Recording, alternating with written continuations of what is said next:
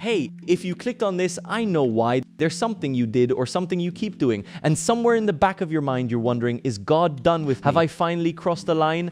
I need you to hear this. Please just stay for 2 minutes.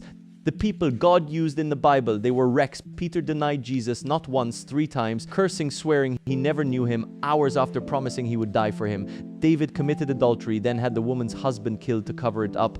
Paul, before he was Paul, literally hunted down Christians, watched them get stoned to death. And Jesus walked into his town, and out of everyone, he said, Zacchaeus, I'm coming to your house today, not after you clean up, not once you fix it, today, right now. Here's what nobody told me growing up.